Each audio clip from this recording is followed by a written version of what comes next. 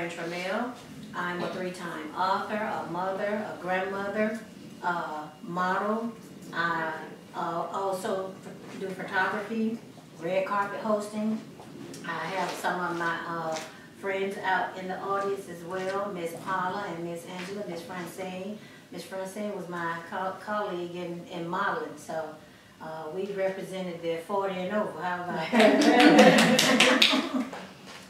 But I'm dealing with the situation. I have a son that dealt with schizophrenia. Maybe now it's been about 13 years ago. And once I recognized it, what he was dealing with, from a parent's standpoint of view, I don't have a degree in it. I have a testimony because I went through it, and I let everyone know that what I tell you is from my self-experience. Everything that I went through and experience. God wanted to show me something and take me to higher levels of where He's taking me in my dimension of my spiritual growth. But I didn't see that at first. A lot of times we don't see where God's taking us. And so he turned 30. I'll tell you the forward of where I am now, and then I can tell you how it was. He just passed away last year. His anniversary of being perished will be the 22nd of this month. So I've been extremely emotional all month long because it's coming up. If you all take a look over there, my retractable, that's him. He was only 30. He dealt with schizophrenia / chronic depression. That's what he was diagnosed with. But I never treated that as a title. However, I did took the consciousness of knowing that he was diagnosed, but because I was spiritual and lived in the spiritual realm, that's how I treated it. And I allowed myself to get closer to Christ and said that I would not allow Satan to come and destroy my household. You have no power, you have no authority, because what I was taught as a child is that we have the power and the authority through Christ to do anything. And so my scripture that I adopted years ago, I can do all things through Christ which strengthens me, I adopted that when I was maybe 18. That's the scripture that helped me even to this day. And I stand by what I say when it comes to that. And with him being diagnosed, I couldn't understand it, and I was still being firm with him. But his diagnosis caused him to lose track of thought. Sometimes he would wander off. In the entertainment industry, I had a job at corporate for 32 years. However, when COVID hit, at the household where I had him in the state of Georgia, they have these 501c3 programs. And the 501c3 programs, you can do just about anything, but the program he was with actually housed young men his age and gave them their medications and their meals. However, the family members, you have to be involved with them. A lot of families weren't involved. I was just one of the parents that was involved with mine. I went to see him all the time, made sure he had his cigarettes. When you have schizophrenia, you often walked quite a bit, a lot, and smoked. He smoked and he walked and talked to himself from hearing all these voices. Of course, we got him help. There were programs to put them in, but I didn't learn about that until I actually went through it with him. And in my mind, I was like, there has to be some kind of program in the state of Georgia to help these young people. God, please help me. And all I could do was call out to God because it was actually happening to me personally. And I am a people person. I ask a lot of questions. I've always done that, asked a lot of questions. So by me asking questions is how I found out about a program that accepts people of that nature that deal with mental health issues. And one thing led to the next, and doors began to open where God would show me to get resources. I had no idea about all these resources for mental health disorder people. Along the way, we grew together. I just knew he was going to get better. I just knew God was going to use him in the testimony because he was so smart, brilliant young man. And it never happened the way I wanted it to happen, but it happened the way God wanted it to happen. And I had to have peace with that. But when you do all that you can for your loved ones and love on your loved ones, God gave me a peace that surpasses all understanding. He drifted away from home one night on February 22nd of 2023 and never came back. He actually was found and located at Stonecrest. Y'all ever heard of Stonecrest? Stonecrest and Turner Hill on the railroad track. He was walking and didn't hear the train, and the train ran him over. So, yeah, so it was very tragic, but his tragic death brought a big impact to the younger generation. His service was packed, full of young people, and it allowed me to witness and minister to those young people. It was all about soul salvation. And so I get a little emotional, but I'm strong enough to talk about it. So what I do is I'm an advocate, and as I stated to you all, I'm an author, and my books provide information on tools and resources to help assist families that are dealing with a loved one that's experiencing mental health. And any questions, I would love your input on mental health. We all know that mental health is real. It's real. However, conquering mental health is a mission. So with that being said, how many of us have experienced or know someone dealing with mental health?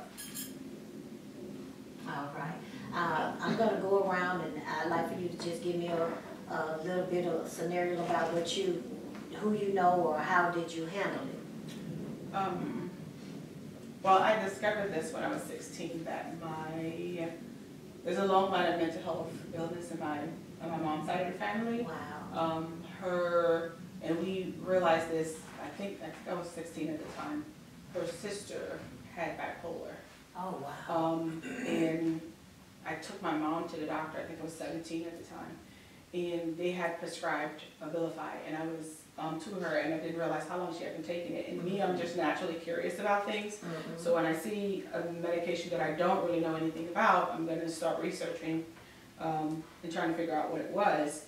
And then took her to the doctor, went back to the doctor. I'm like, well, you prescribed this to my mom, so I'm just trying to figure out what it's for. And he was like, well, I can't really discuss her medical stuff with you. I'm like, well, she's right here, and I need you to tell me. Considering the fact that my family's from Haiti, my mom's Haitian, so we're not, they trust doctors wholeheartedly, so they never ask questions. So if you don't ask questions, you're not going to know. Right. So when I started, digging and asking questions, because I saw my aunt have what I would call an outrage breakout with, a bipolar. And when I looked at it, talked to the doctors, and they said, yeah, your mom has a diagnosis of bipolar, and that's why she was on the medication.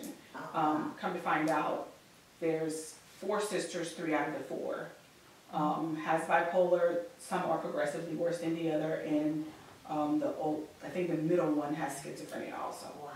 So it's been a back and forth in dealing with it, and I've been a special ed teacher for 17 years. Okay. So these are things that I deal with not only from a personal side, but also on a professional. And you have to be strong about it, and you have to care for your loved ones to be able to help them and have an understanding of it. And my saying to people, don't give up on your loved ones. I say that all the time. That's why I'm in it, and I felt as God was just using my family for an example to show the world how to take care of your loved ones when you're dealing with something so severe in your life. What's your name? Kayla. Kayla, would you like to share your? I will, yeah. Okay, please. Mine is actually about me. Oh, wow. I have an extensive trauma history. I experienced sexual assault from a female sibling. My father was physically, emotionally, verbally abusive. And I dealt with all of my trauma alone. I didn't tell anybody about what I was going through because I'm Black and they don't do that. You know, what happens in my house stays in my house. And I felt very afraid to share. So I was very angry. Me and my mom got into a lot of fights. And then one day she threatened to put me out. And then I was like, I might need to get right. And so I started to essentially therapize myself in a way. And I started my healing journey. I progressively got better and better. I did go to therapy twice myself, but I have been a therapist myself now for almost 3 years. So now I also help other people, but I do experience depression and anxiety and PTSD. Look how God is using Yeah. you. And I truly believe in that statement you made, what goes on in the house stays in the house. However, that can be so dangerous. It's so dangerous. And I tell people, you have to talk about it. Yeah. And going through my experience of the encounters that I went through with my son, it was so overwhelming to me at times and so embarrassing. That's what made me turn to the pen and paper. Yeah. I was so embarrassed. Some other things, really, I'll take it to my grave with me. Right. But it was so overwhelming for me. I really didn't know whether I was going to go first or him. But God took him on home to glory. Yeah. Did you have anything to share, Ms. Francine? As a child, I grew up in a household where my father was my father, I later learned, but my mother, by words she said to me, I didn't think that did not equal being my mother. She did the best she could, but she, as people told me in later years, your mama was crazy. But she was sane, but she was mean. She was, and so, but she was not my mother, she was my stepmother. But I still give her glory because she taught me a lot, positive things. So I later learned that I lived a life of being depressed. Didn't know it because that's all I knew. It was my normal. And so, but as years went on, someone said, well, I did find out I was adopted by my father and his wife. And so years went on, I found my mother. And that brought a lot of joy, but it also brought a lot of turmoil and anger.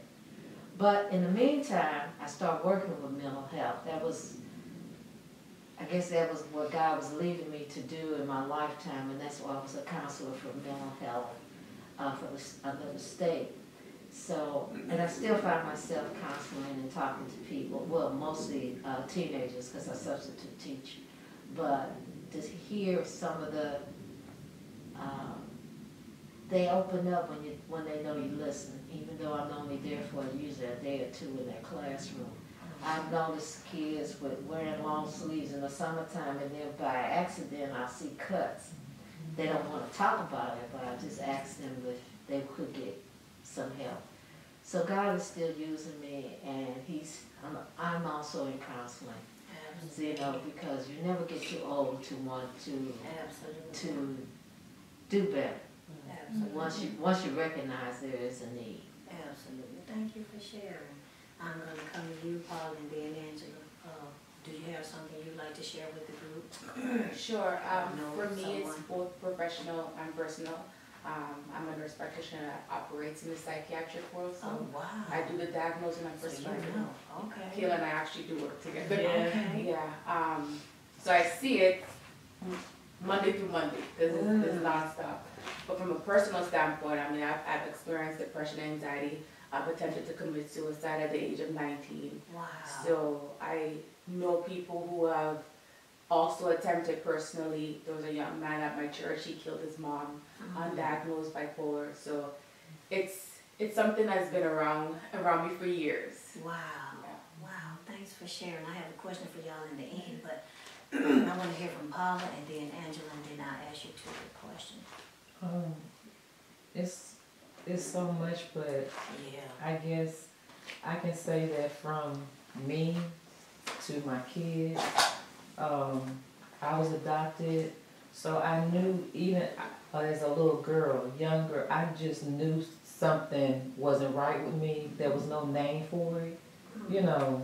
And back then it was just, you know, that's just how she is. That's how they are, and not getting help. It was like everybody was just normal. It was normal. But I knew that something wasn't right. And I kind of diagnosed myself, but I say that because I always had a relationship with God when I was a little girl. Like, I just knew that God was real. I knew that there was a God. And it wasn't even that I was taught. I went to church, but the relationship that I had, it's just like, it was a thing for me. So I would get answers for me, but to make a long story short, I dealt with depression. I've dealt with suicidal thoughts. I've dealt with the fact that I was adopted. I was angry, and I feel like everybody knew it and just trying to be nice. So I react, you know, it was just weird. And I thought my mom, I used to wait for her to get rid of me. Because in my head, as a little girl, I don't know how I knew I was adopted, because I don't remember anybody sitting down talking to me about it. But I knew it. I don't know if it's hearing, I don't know what it was, but I knew that adoption in my head meant you wasn't wanted. Oh, wow. So I waited for my mom to get rid of me, because I'm like, that's what adoption is. And then I got in my teens, and I'm thinking, I'm still here, like, she didn't get rid of me yet. So I started doing little weird stuff, and I would hear her on the phone. She was like, I don't know what's wrong with her, you know, she just, and I'm thinking, I'm trying to get you to get rid of me. So when I got into my 30s, had my kids, everything, I went to my mom. I said, you ever thought about why I acted the way that? She said, I don't know. I just thought you just, you know. I said, no, I waited for you to get rid of me. And I thought if I did so, because you taking too long. And I'm like, and she said, well, I got you. What make you think I was going to get rid of you? But that was my mindset. Yeah. So I want to say this real quick. I'm dealing right now with my son, heavily, a middle son. And I'm still, like you were saying, don't give up on them. I've had people, like I'm still reaching and trying to get help, trying to understand, trying to, I know it's something out there, but it's like I had no help and no understanding. And research and resources and all that. He's in a place now, and I'm praying that this is a start of something. Like he's been asking for help. At one time he didn't. Now he's asking for help. So I'm like, now we can kind of move a little bit forward because we're together. But I just couldn't. I tried to give up, but deep down inside I'm like, I can't do that. I don't even know how to do it, but I've had to set boundaries. I've had to rearrange and do things different. But I'm like, no, because I know it's a spiritual thing too. And I believe I will fight to the end when it comes to that. Absolutely. So. And that's what you do. You have boundaries. You set those boundaries. I can say that because I went through it. So I know exactly where you are right now. And the most important thing about that is to continue to keep your faith in God, because every day is going to be a new encounter and every day is going to be a different encounter. You just have to pray for endured strength to keep you in the midst of whatever encounter happens that day. God, give me strength to handle it, because it never changed. I stated that I thought that God was going to allow him to heal completely and have his own testimony. And he healed completely in the graveyard now. So he didn't heal the way I wanted him to heal and have recovery. He did it God's way. God's timing and way is what matters. But I have to trust and continue to believe that God is who God is. No matter what happens, I still trust. That's the trick of the enemy right there. The enemy doesn't want us to continue to trust because our situation is so worse and it's so horrific, so tragic, so terrible. But we got to still continue to trust in God and keep on moving through the process. Be weary when it's time to be weary. Be sad, cry, get it out, and go on to your next phase. That's a piece of advice I know I can give you, because I'm still you've been knowing me for quite a while in this industry, so you see my walk. It's not always easy, and it wasn't easy leaving him at home just to go out, but I could not keep myself in bondage at home just to watch him. So but I receive that. Absolutely. Miss Angela, and then I asked them their question. Okay. Well, I come from a family that was very strict. So with my family, it was always, everything was swept under the rug, you know. Not knowing that they really had a lot of mental issues. My aunt, she was very bipolar. But because they were older, nobody spoke about it. You know, it was always, if something happened, it's like, you better keep it in the house, you know. You better not say anything. And you know, we was brought up that way, and I think it really affected me, because just like you was talking about, always saying yes, trying to help, it's because I never wanted to disappoint them. So it was always, you better go do it. And I'm like, okay, if I don't do it, then what's gonna happen? But not knowing everybody, you know, all of them had bipolar. And it was something that it was like, you better not. You know, it was always a threat. You better not go outside and say anything. You better not. You know, and it's like, even when I got pregnant with my son, And my family, they always very educated. You know, everybody was teacher, they was very educated. It was embarrassing to them. So they all got together and they bought me a big envelope and said, look, we going to get rid of this baby because you're not going to have that baby. This is embarrassing, you know. But to me, it was like, okay, maybe that's what I need to do. But I didn't do it. I was like, I'm not going to. Then that's the first time I took a stand and said I wasn't going to do something.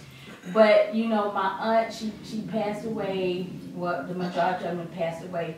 But knowing how they treated us at coming up, and everybody was so scared, and I still have, like her two daughters are still living, but the way they are, if you meet them, you be like, is it a cricket in the room? They don't talk, they don't speak. I mean, you would say this family is very weird, but they all need help. You know, everybody needs counseling. They really need it. Yeah, they're very traumatized. Yeah. If they don't talk about it, like we just said, what goes on in the house stays in the house, that can be dangerous because they don't know how to go out and talk, and they're too embarrassed about it. But the way God made me, I've always been a talker. Always talkative, never afraid to speak up and speak out. However, now I'm utilized in the spiritual realm, no longer in the flesh realm, because my flesh was big and bad enough to say and do what I wanted to say and do, but God said, no, I'm going to take her and I'm going to show her to tone that character down. I'm not trying to kill the character, but I want her to use it in my way. And she's a bold soldier over here, so I need her to be bold over here. And that's how I am. Each individual have to learn who they are, and also you have to have a discerning spirit if you're in Christ. The question I wanted to ask you too, how in the world do you deal with it, working it, and you've experienced it? How do you deal with seeing all those people every day? Because I was offered a job to help the mental, but I don't have, I'm like, took me through so many encounters, I don't even want to touch that with a 10-foot pole. How do you deal with it? You first. Honestly, I deal with it because I was there and I didn't have anybody to go to, so I'm always going to be the voice that I wish somebody tapped me, reached out to me, and spoke to me. All right, that's all right. So As you get through I it. absolutely do, and I understand that their problems aren't mine, and my problems aren't theirs. Okay. And I absolutely bring who I am as a person to my work, and I help heal people, and it fulfills me more than anything I've ever done. So I continue to do just that. Absolutely. Yeah, same. Okay. I'm gonna say 2009 is when I had an encounter with God. I said I have a heart to help. I want to help people, and never in a billion years that I've ever thought I would be in mental health. But it brings me joy to hear my patients tell me, thank you, because where I was a year ago is not where I am now because of you. And just like Kayla, I use my life as a testament to them. I don't sugarcoat anything. Like I tell them, I'm not your doctor. I'm here to help you get to your next levels. We're working together. And I have a strong backing. I mean, my church backs me. Aside from my prayer life, I have a great bishop, a great first lady that is covering me daily. I love it. I love it. Thank you all for sharing that, because it take a lot. For years, I did not share what I was going through, and I love to dress. I love to keep myself up. We do that to groom ourselves. However, when I step outside my door, that was my therapy. You look good no matter what you do or where you go. So people did not know that what I was going through unless I actually told them. They would always say, people at church, I didn't know you was going through that. You always looking good. I was like, well, what does depression look like? I was depressed, oppressed, and in a mess at one point, especially going through a divorce. That's what triggered my first book, and the second book was about his testimony. And so when people would tell me that, I would ask them, well, what does depression supposed to look like?